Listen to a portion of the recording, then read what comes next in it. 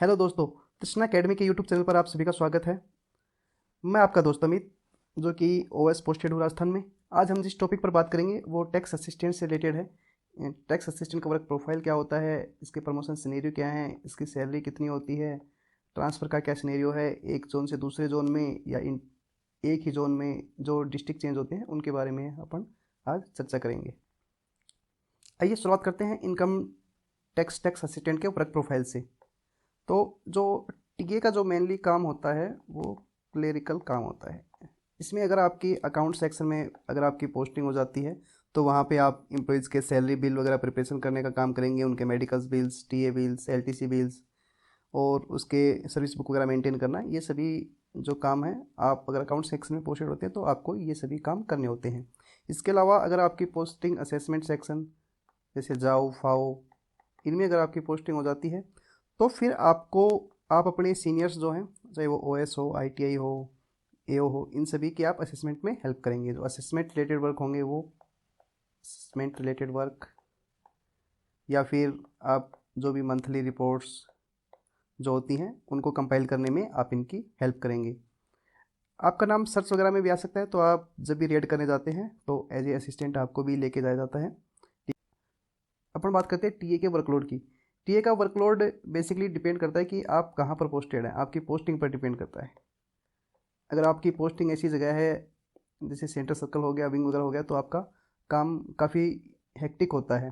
तो easily daily 5 to 6 hours का आपका डेली का काम रहता ही रहता है, ठीक है। और आपकी पोस्टिंग अगर अकाउंट सेक्शन वगैरह में होती है और आपके पास अगर स्टाफ कम है तो आप इजीली 3 to 4 आवर्स में अपना काम पूरा ख़त्म कर सकते हैं।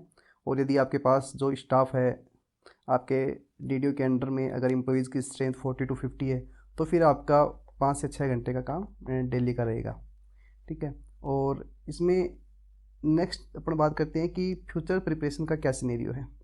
फ्यूचर प्रिपरेशन अगर आपको मान लो अगर किसी और एग्ज़ाम की तैयारी करनी है, मान लो आपको यहीं सीजीएल की वापस तैयारी प्रिपरेशन करनी है कि मेरे को यहीं होम जोन में बेटर पोस्ट मिल जाए, या फिर आपको यूपीएससी, स्टेट पीसीएस वगैरह के लिए जाना है, तो फिर ये जॉब आपके लिए बहुत ही बेटर हो सकती है।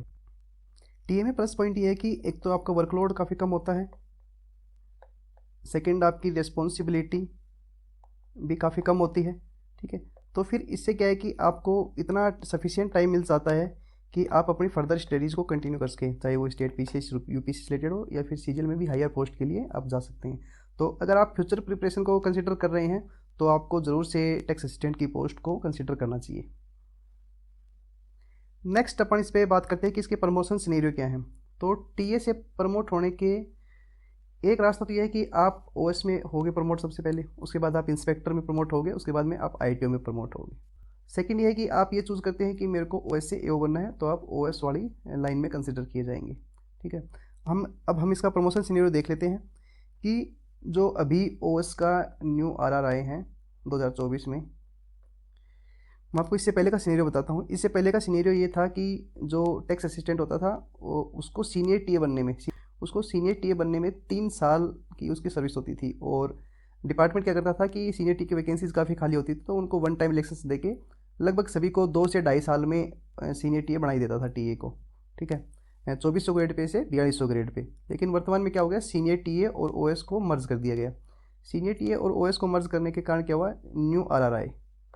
अब न्यू आरआर में क्या किया गया है कि जो ओएस की जो पोस्ट थी, इसको ये पोस्ट पहले क्या थी कि पूरी की पूरी प्रमोशन से फिल होती थी, ठीक है। तो प्रमोशन बहुत ही इजी होते थे। लेकिन अब इस ओएस की पोस्ट को क्या कर दिया कि 30% जो होंगे वो तो टीए होंगे प्रमोट ओएस में, बाकी 70% जो होंगे वो डायरेक्ट ओएस आएंगे। इसीलिए आपने देखा होगा कि इस 2026 की जो वैकेंसी है, सीजीएल 2025 की जो वैकेंसी है, इसमें 6500 से ज़्यादा ओएस की वैकेंसीज आई हैं। उसके आने का रीज़न ये न्यू आर रही हैं, ठीक है।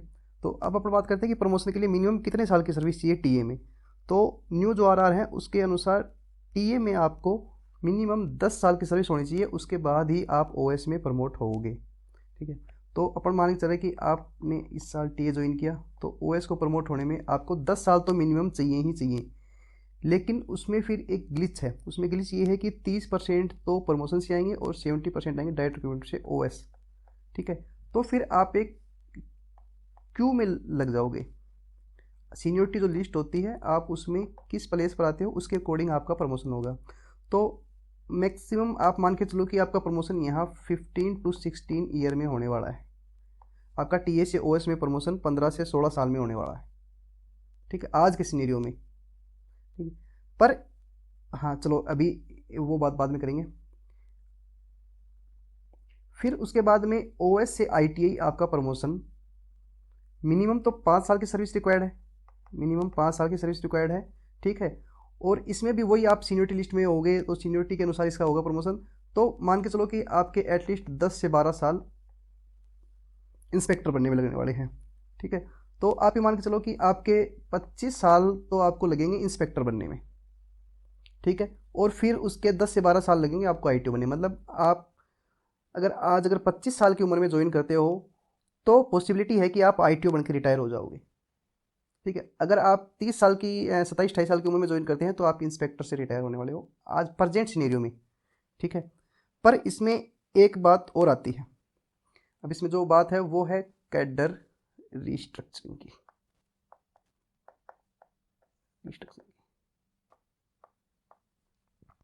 अगर ओएस की कैडर की रीस्ट्रक्चरिंग होती है, स्ट्रेंथ अगर इंक्रीज होती है, जो सैंक्शन पोस्ट दी हुई हैं सभी जोन्स को, वो अगर इंक्रीज होती हैं तो फिर क्या होता है, डिपार्टमेंट में वैकेंसीज खाली रहती हैं ओएस की। तो डिपार्टमेंट क्या करता है कि जो टीए होते हैं, अगर स्टेग्नेशन आ जाता है तो टीए के ओएस का जो ये 10 साल का पीरियड है कि 10 साल की सर्विस होनी चाहिए, इनको वो वन टाइम रिलैक्सेशन देके जैसे 5 साल, 6 साल, 7 साल, 3 साल, 4 साल, जितने भी साल करना चाहे वो एचआरडी कर सकता है, ठीक है। पर इसके लिए ओएस के जो प्रमोशंस हैं उसमें स्टेग्नेशन होना चाहिए, ठीक है। उनकी पोस्ट काफ़ी सारी वैकेंट होनी चाहिए, वो इसीलिए किया जा सकता है, ठीक है। ये आप देखोगे तो एक्साइज में लास्ट से लास्ट ईयर किया गया था, जिसमें 5 साल का उनको एज, 5 साल की सर्विस रिलैक्सेशन उनको दिया गया था, ठीक है। तो अपन ने ये बात कर ली। फ्यूचर में हो सकता है कि ये आरआर चेंज हो जाए, यूनियन वाले जो लोग हैं, जो यूनियन में शामिल हैं, मे भी हो सकता है फ्यूचर में ये जो 10 साल का पीरियड है ये चेंज हो जाए, लेकिन ये चेंज होने वाला लग नहीं रहा है, क्योंकि सीबीआईसी में भी ये 10 साल है, अब इन्होंने इनकम टैक्स में भी इसको 10 साल कर दिया है, और इसका विरोध भी उस स्तर पर नहीं हो रहा है जिस स्तर पर इसका विरोध होना चाहिए था, ठीक है। फिर नेक्स्ट सेकंड सिनेरियो अपन ने बात की कि ओएस, आप अगर टीए से ओएस बने, मान लो 12, 13, 14, 15 साल तक आप ओएस बने, उसके बाद में आपको 8 से 10 साल एओ बनने लग जाएंगे, ठीक है। तो ये था इसका प्रमोशन सिनेरियो। प्रमोशन बहुत ही स्लो है, टैक्स असिस्टेंट के प्रमोशन रियल में बहुत ही स्लो है, क्योंकि आपकी जो बेसिक 25,500 स्टार्ट होती है वो आपकी 35,400 जो की वैकेंसी, उसमें तो 10 साल में तो ऑटोमेटिकली पहुंच जाएगी, फिर प्रमोशन देने का मतलब क्या रह गया। नेक्स्ट अपन जो एस्पेक्ट है वो है सैलरी पे बात करने वाले हैं, ठीक है। तो जो टीए की सैलरी है वो एक्स सिटी में लगभग 50,000 के आसपास रहेगी, और वाई सिटी में लगभग 45,000 के आसपास रहेगी, और जेड सिटी में 41,000 रुपये के आसपास रहेगी। ये सैलरी 7 सीपीसी के अकॉर्डिंग है। अभी गवर्नमेंट ने 8 सीपीसी है उसकी घोषणा कर दी है, तो जब आप लोग ज्वाइन करोगे तो 8वीं सीपीसी के अनुसार आप सभी को सैलरी मिलेगी।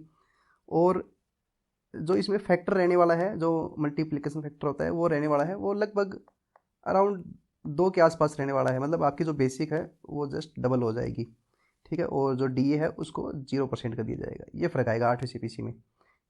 तो उसके अनुसार अपन मान के चलते हैं कि इस सैलरी में 20% का जंप आएगा मैक्सिमम। मैं आपको ये मैक्सिमम बता रहा हूँ, हो सकता है ज़्यादा भी जंप आ जाए, पर मतलब अनुमान यही रहेगा लगभग कि 20% का जंप आना चाहिए। तो 20% का जंप अपन मान रहे हैं तो इसमें 10,000 रुपये का जंप आएगा। तो जो आपकी सैलरी है आप ज्वाइन करोगे तो वो सैलरी यहीं से मिलेगी, उसका एरियर मिलेगा, है ना। वो जब भी 8 सीपीसी लागू होगा, लेकिन वो बैक डेट से लागू होगा, 1/1/26 से लागू होगा। तो 60,000 रुपये आपको एक्स सिटी में सैलरी मिलने वाली है टैक्स असिस्टेंट की 8वीं सीपीसी में, और 7 सीपीसी में आज की डेट में वो सैलरी 50,000 के आसपास है। सेम इसी में 20% आप इंक्रीज़ कर लेना, 9,000 रुपये इंक्रीज़ कर लेना, और सेम इसी में भी 8,000 रुपये के आसपास इसमें इंक्रीज़ कर लेने हैं, तो ये 50,000 हो जाएगी, ये 53,000 रुपये के आसपास हो जाएगी, और ये वही 60,000 रुपये के आसपास हो जाएगी।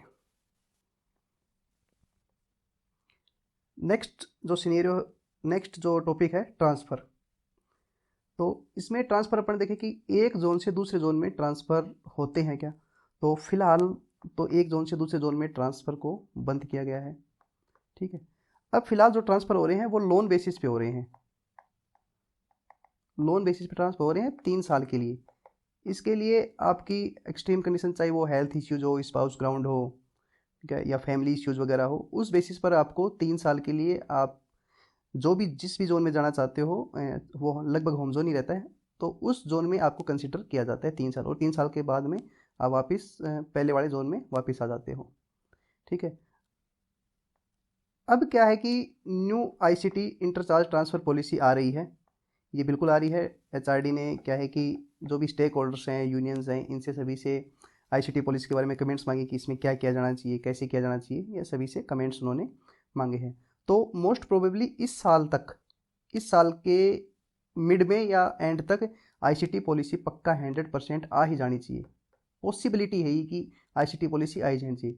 अब इसमें जो आईसीटी पॉलिसी होगी, इसमें क्या ग्राउंड्स रहने वाले हैं, तो इसमें जो मेनली ग्राउंड्स रहने वाले हैं वो फर्स्ट तो जो दिव्यांग्स हैं उनको प्रेफरेंस दी जाती है कि इनका एक जोन से दूसरे जोन में ट्रांसफर हो जाए।